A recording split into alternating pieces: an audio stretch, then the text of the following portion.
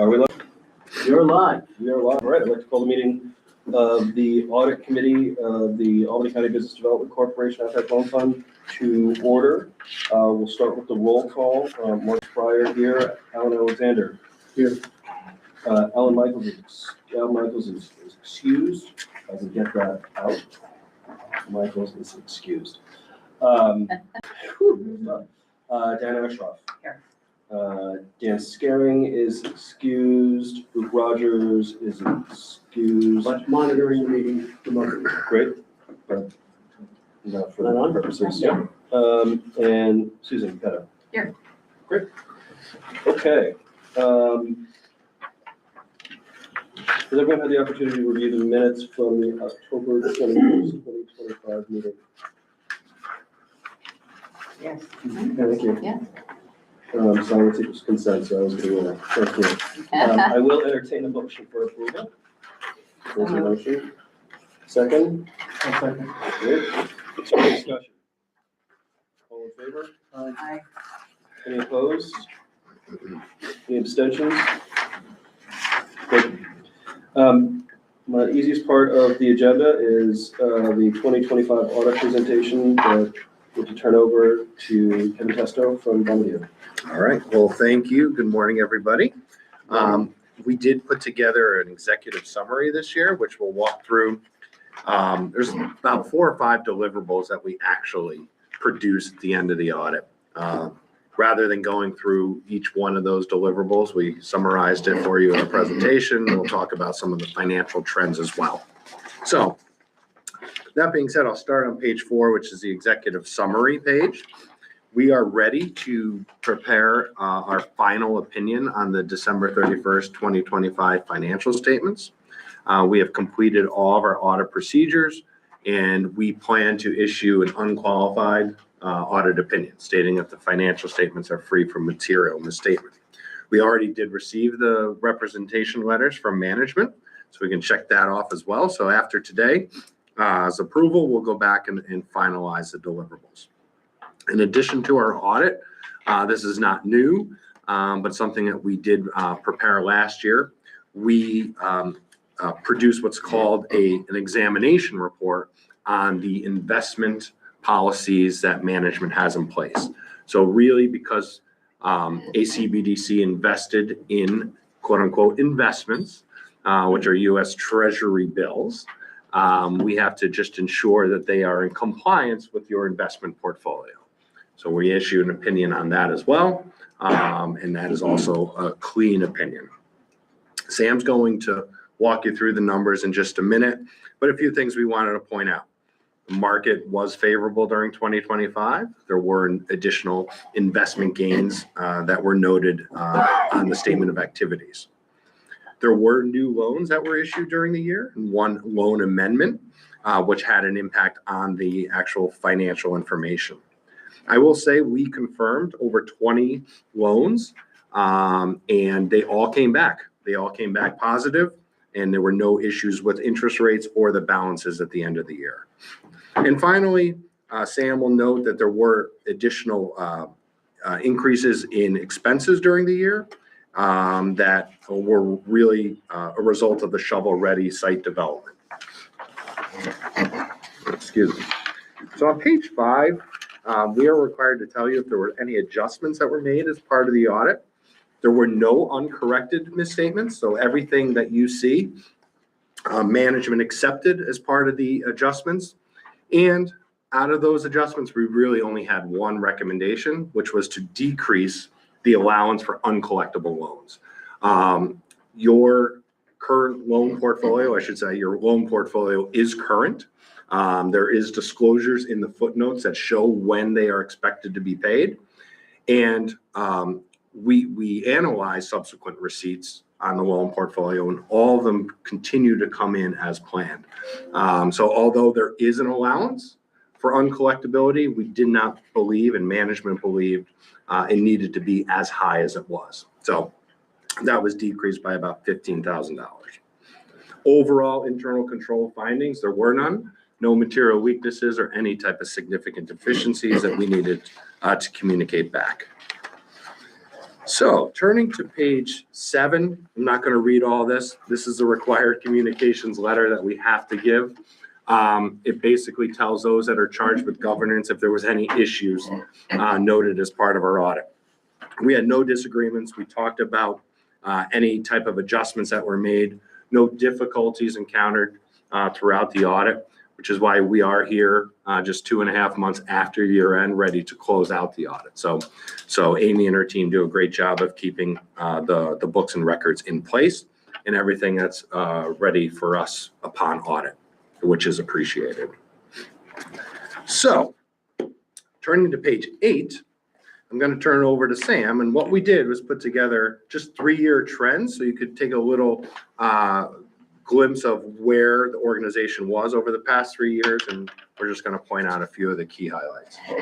So the big drivers this year, obviously, as Kevin pointed out, the investment portfolio continues to be very profitable. The U.S. Treasury bills continue to garner a pretty high percentage of interest, which is fantastic. It's just a great utilization of cash to earn some more income.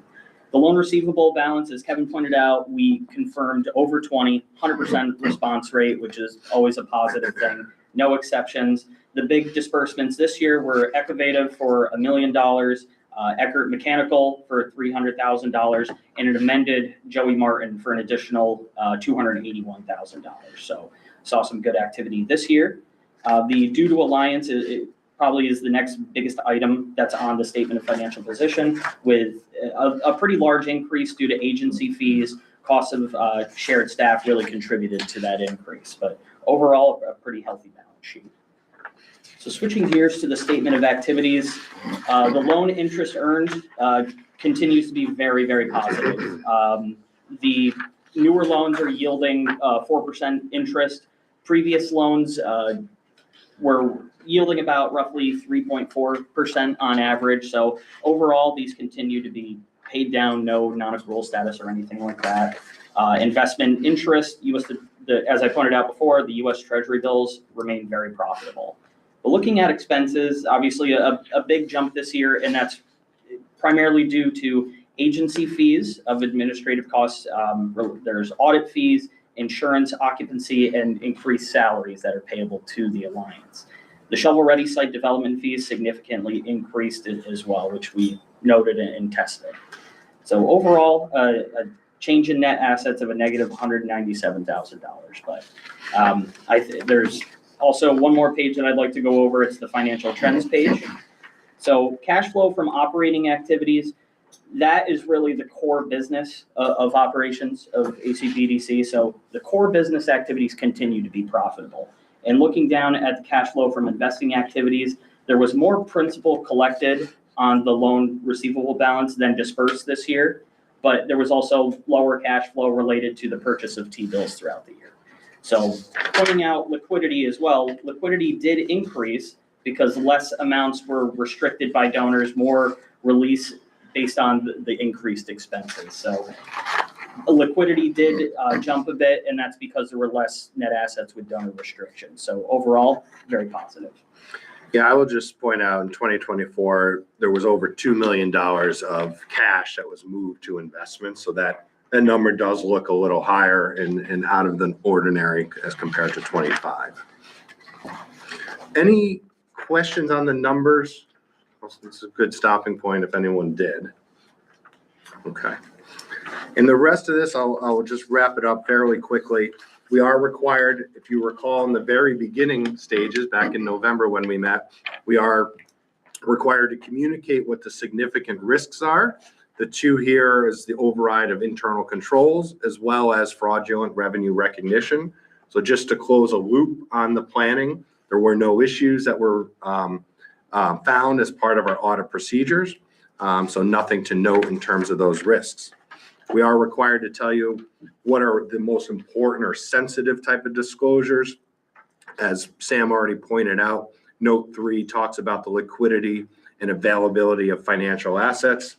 ACBDC certainly has enough liquid assets to continue doing what they're doing, and obviously no going concern issues that we need to note about. If there are any estimates included in the financial statements, we're required to tell you. The allowance for credit loss as noted in footnote number 4, is an estimate that management makes. We talked about actually decreasing that allowance during the year by $15,000. And overall, after that adjustment, we feel it's reasonably stated. And that concludes everything we needed to communicate. There's just more information here about Bonadio and everything that we have to offer. I won't go through that, but there's certainly more to the firm than just Sam and I. Anything else we are happy to address today? If not, we're going to proceed to finalize the financial statements. Great. Any questions? Wonderful. Okay, then with no questions to the audit team, looks like we have 3 resolutions to adopt. And Madeline, do we do those separately? Can we do those? I would do them separately. It's a different question than I asked you before. Sounds the same, but. All right. The first resolution is resolution 2026-0301. Should I read it or we have it all in front of us? Do you want to just summarize it or allow folks to know the purpose of this resolution is to confirm that you have evaluated the independence of the auditor in accordance with the Public Authorities Law 2802 subsection 5.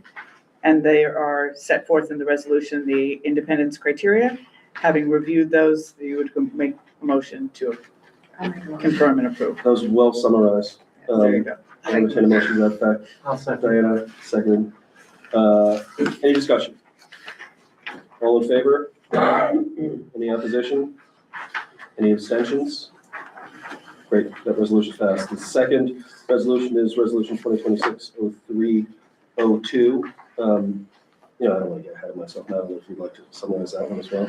Sure. The purpose of this resolution is somewhat threefold. It is to approve the audit report, recommend approval of the reports to the full board for its consideration, and then 3 is to direct the staff, once approved, to file the reports with the appropriate office, the Paris system, and post on the website.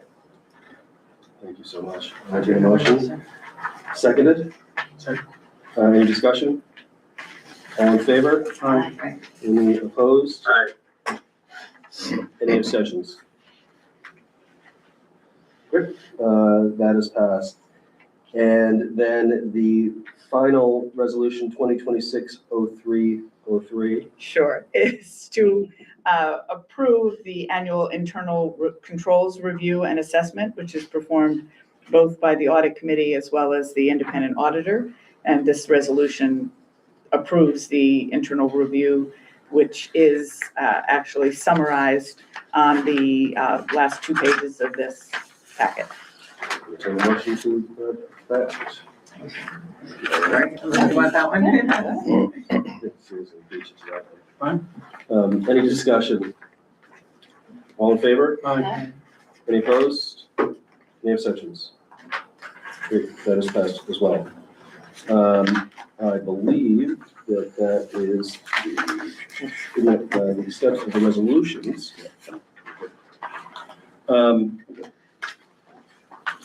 Is there a desire to enter into executive session? Okay. Hearing none, I'll entertain a motion to adjourn. Second. All in favor, there's no discussion, all in favor? Aye. Any opposition? Abstentions? Thank you. Thanks for having us. Thank All right. We might see you next week. Thanks, Marcus. All right.